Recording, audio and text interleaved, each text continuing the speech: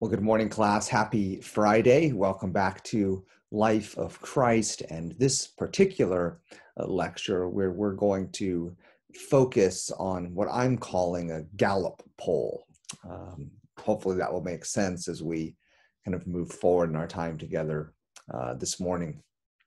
I want to begin really with, no doubt, the most important question that we could probably ever answer.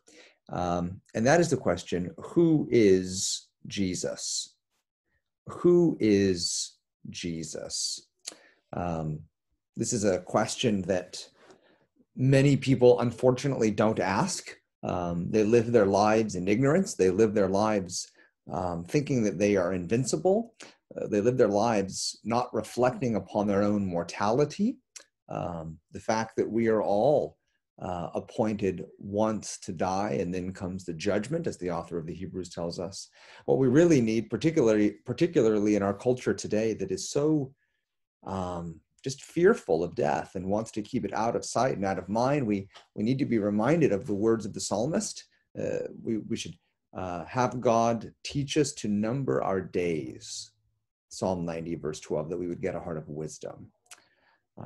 And so, I want to begin our time together by just pressing on you really what Jesus is going to impress upon his disciples and what we all need to face, and that is the question, who is Jesus? And in a lot of ways, this is sort of the focus of this class. We're surveying the life of Jesus, the life of Christ, so that we can answer the question, well, who is this Jesus? Who is this Christ? Now, as you know from your reading from Matthew's Gospel, chapter 16, there's all sorts of rumors that are swirling, right? So Jesus asks his disciples, who do people say that I am? What's the buzz on social media, right? What's sort of the consensus? And so a couple of answers are given by the disciples. You see it there in Matthew 16, verse 14. Some say John the Baptist, others say Elijah, and others Jeremiah, or one of the prophets. So again, this is sort of the word on the street. This is what people are saying about Jesus. But of course, what we know from the story is that none of those answers will ultimately suffice. So what Jesus does is he gets personal. You can see it there in verse 15 of Matthew 16. He, that is Jesus, said to them, but who do you say that I am? Right? So Jesus at this point is no longer interested in what the populace thinks. Jesus now turns to the 12. He turns to his disciples, those whom he has been intimate with now for a long period of time. And he asks them that very pointed, that very personal question, who do you say that I am? We'll circle back to this in a couple of moments, but this is the question that Jesus is, in a sense, asking each and every person. He's asking you that. He asks me that. Who do you say that I am? This, of course, brings us to Peter's shining moment, because Peter is quick to respond, and this is one of the few times in the Gospels in which Peter doesn't put his foot in his mouth. He says, verse 16, you are the Christ, the Son of the living God. Jesus, I know the answer to this one. Call on me. Call on me. I know who you are. You are the Christ. You are the Son of the living God. This is no doubt Peter's shining moment when you look at the gospel record. Peter's known for being impetuous. He's known for being wrong quite often, and not just wrong, but like really wrong, like dead wrong. And yet here is an exception to the rule. This is who you are. It's no surprise in the gospel record, though, that Peter's shining moment is immediately followed by his ugly moment. And the reason is because immediately following Peter's great confession related to the identity of who Jesus is, what does Peter do immediately? Well, he seeks to actually dissuade Christ from the cross. He in effect tries to talk Jesus out of going into Jerusalem and going to the cross. And so, we're looking at Peter, here's this big shining moment. You are the Christ, Son of the living God. And he immediately goes down, tries to dissuade Jesus from that cross. And then Jesus, in no uncertain terms, refers to Peter as Satan. He says, "Get behind me, Satan." I can think of no stronger, harsher words that could ever come from the lips of our Lord as these words that he utters to Peter, one of his closest disciples. The question that should be running through our mind is, well, these are harsh words. Why is it that Jesus would address Peter in this way? Why would he call him Satan? Why does it seem like this is escalated so quickly? And the answer is, and I think Stein gets at this in the chapter that you should have read for this class, or maybe he gets it from the chapter on the temptations of Christ. My memory is a little foggy right now.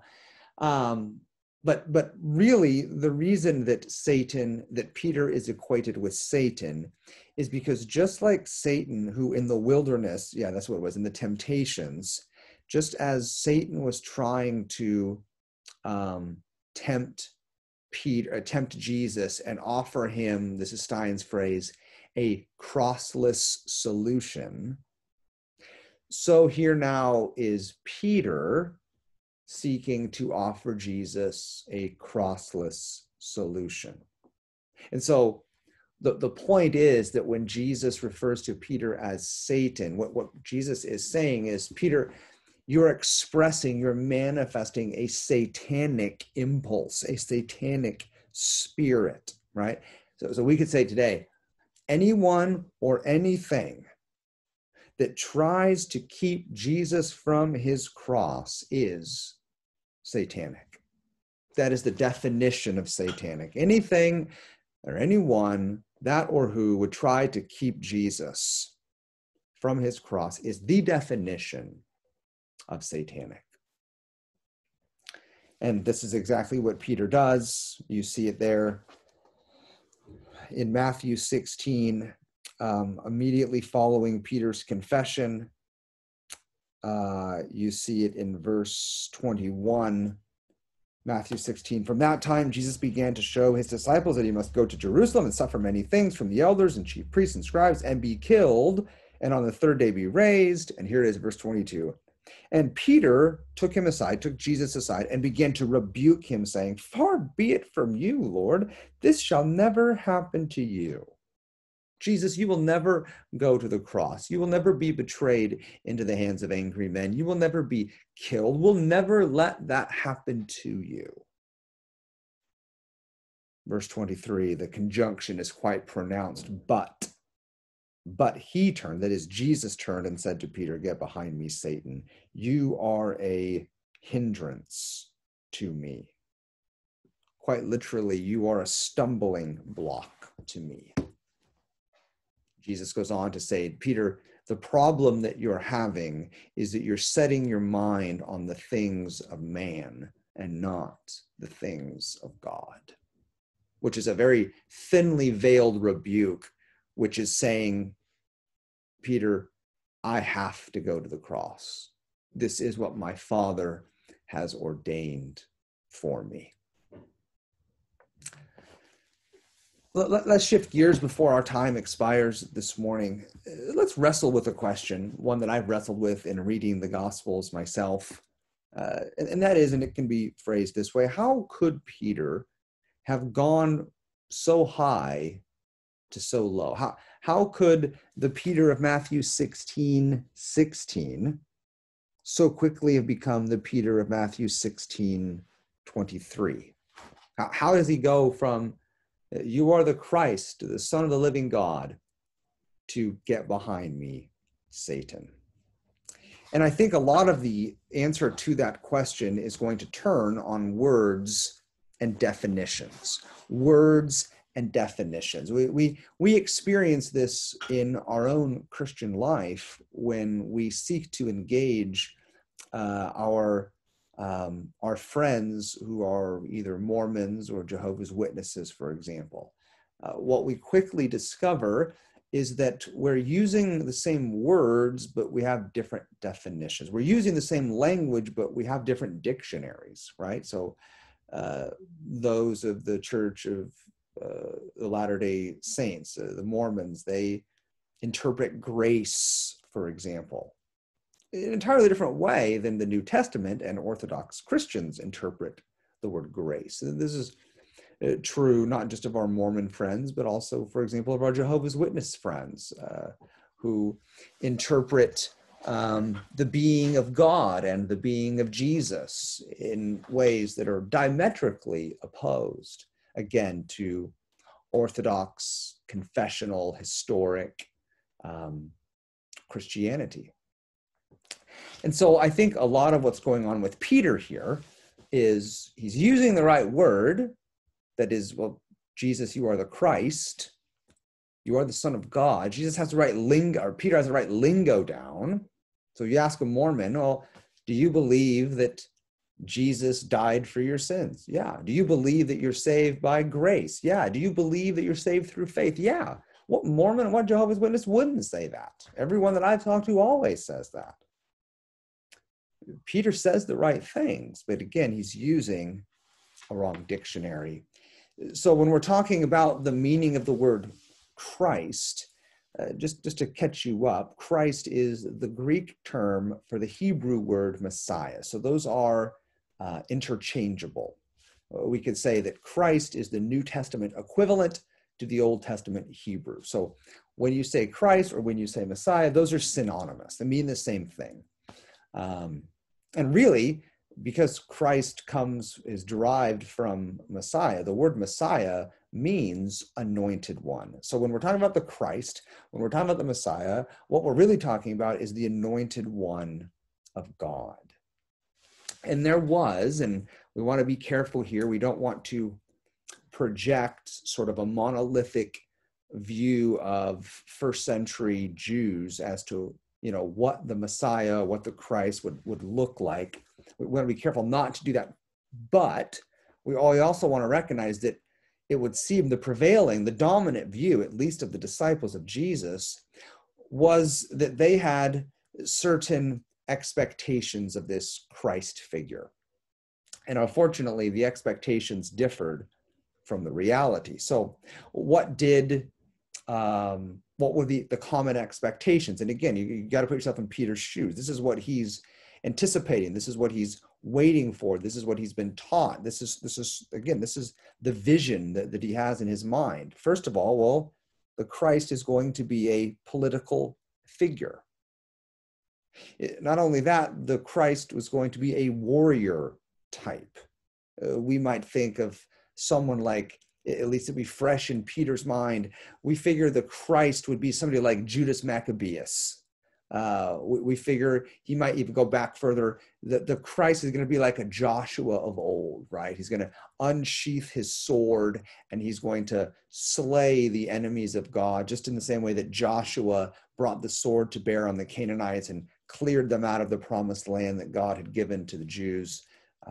So this Christ that he's going to send is going to be a warrior. Also, a dominant view was that this same figure would be a kingly type of person. So we might think, well, he's going to be like a Herod. He's going to be like a King David. Again, he's going to ride a white horse. He's going to be royal, right? This is sort of, again, they're using the word Christ. Peter's using the word Christ. And if in Peter's dictionary, if you turn to the C section, you look up Christ, this is the definition, right? Well, he's going to be a political type, a political figure, a warrior type, and a kingly person. And so when Peter confesses there at Caesarea Philippi, Matthew 16, who do you say that I am, Peter?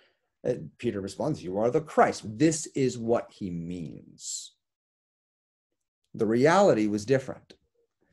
What is revealed to us about Jesus is that he's actually a servant. He's not just a servant, but he's a substitute. He's not just a substitute, but he's a sacrifice. And we're getting this from the Gospels themselves, which really are explicating for us in a lot of ways the prophecies of Isaiah and the suffering servant. So Jesus has a dictionary and Peter has a dictionary. Peter looks up Christ, he thinks one way. Jesus's conception of the Christ is different. You can see it in verse 21. What is Jesus's anticipation? What does his dictionary say? Well, from that time, Jesus began to show his disciples that he must go to Jerusalem and suffer many things from the elders and chief priests and scribes and be killed, and on the third day be raised. Or you might look at Jesus's words in Mark chapter 10, verse 45, where he says, "For even the Son of Man came not to be served, but to serve, and to give his life as a ransom for many." That's really probably the clearest verse where this reality is brought out. Jesus says the Son of Man came not to serve, not to be served, but to serve, right? So he's a servant. Well, how is the Son of Man going to serve? Well, he's going to give his life as a ransom. He's going to sacrifice himself, and he's going to do it not for himself, but for many. For the Son of Man came not to be served, but to serve and to give his life as a ransom for many. So this servant sacrifices himself in the place of others. He's a substitute. And the point in all of this is when Peter is anticipating and expecting the Christ, he's expecting the left side, right? The political warrior kingly. The rude awakening for him and for all of the disciples really is that the true Jesus, the true Christ is going to be the exact opposite. And of course, this is what Peter can't handle. Peter's not ready for that kind of Christ. And that's why he seeks to dissuade Jesus from the cross. He seeks to talk him out of the cross, again, in a lot of the same ways that Satan seeks to talk Jesus out of the cross. Well, let me come full circle and we'll wrap up. But there is still a question that remains. There is still something on the table. And again, I mentioned to you, I think it was just in our last class on Wednesday when we were talking about story time and the parables, I gave you 3 criteria for interpreting parables. And don't misunderstand me that this is not a parable, but nevertheless, the application is there. And that is that the third criteria that I gave you for interpreting parables is to connect that parable to your own life. In other words, don't keep the teachings of Jesus at arm's length. We don't come to Jesus, we don't come to the Gospels the way, I don't know, that a biology student does a frog, where we just sort of, I don't know, poke and prod, and then we kind of go our own way. We need to poke, we need to prod, we need to investigate, we need to discover. But we also have to reckon with what this has to do with me. And so the question that remains is, who do you say that Jesus is? So Jesus is asking his original disciples, who do you say that I am? So Jesus asks each and every one of us today, who do you say that I am? And that's a question that we need to answer. I hope that we can answer that together in the future one day. Hope this class is helping you wrestle with that question and answer it.